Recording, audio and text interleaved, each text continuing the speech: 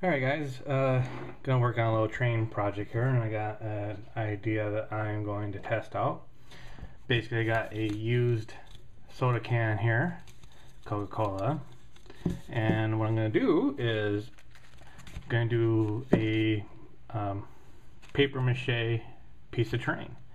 So I'm going to take wads of pieces of paper, tape it to the can, and then once I have a structure made that I think will work okay for the piece of terrain, I will make the paper mache mix and go from there.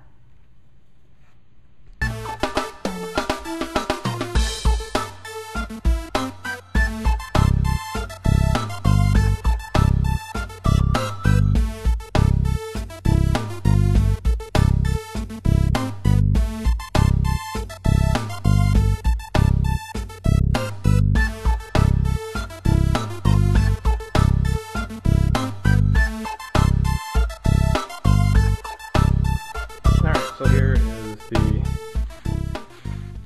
rough paper mache piece of terrain. I mean, you can tell that most of it wasn't really stacked on top of the can, but I'm going to be overlapping some layers on here, so it'll be like kind of a bigger protrusion of rock formations sticking out. And I got a little bit of a flat area here that should work to put some models on. It's not really flat right now, but so can you make advantage of the terrain? But that is where we are at. And once I get the paper mache on there, it should be a pretty solid structure. Alright, so I got the sculpture that I'll be doing the paper mache on. I got some pre-cut strips of paper. I have my powder mix here, and then I got my liquid mix here. I'm gonna pour the two together, just stir it up with my hand until it's a nice consistency, and then I'll start stringing the strips through the mix and then applying onto the structure. So here's the next step, and we'll see what happens afterwards. Alright, so here is the wadded up balls of paper with the paper mache on top, and then the pop can there. Doesn't look all too bad. I just got it sitting on top of this tray here. This tray isn't going to be the permanent fixture for the train. It's going to be pretty much open on the bottom, so I'm not really concerned. I'll probably have to just kind of seeping a little bit yet. I was a little excessive with the mix, so this is gonna have to dry.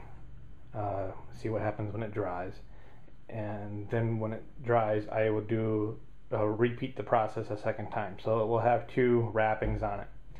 And then after that, then if there's rough edges to it, I'll just sand it down and then apply paint and stuff to it. Now, part of the reason why I want to have the pop cans in there is just to give a bearing structure, because I have plans for a bunch of these rock formations that I am building that I want them to be able to hold some weight. So I got like this one here started.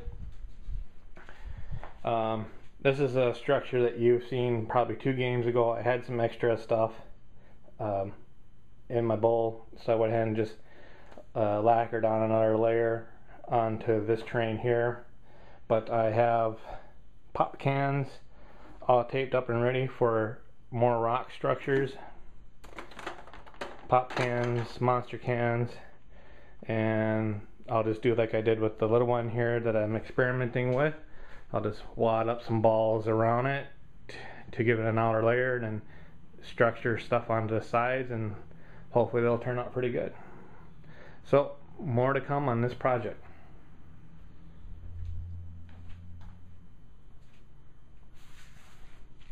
Messy floor. I had a little leakage problem.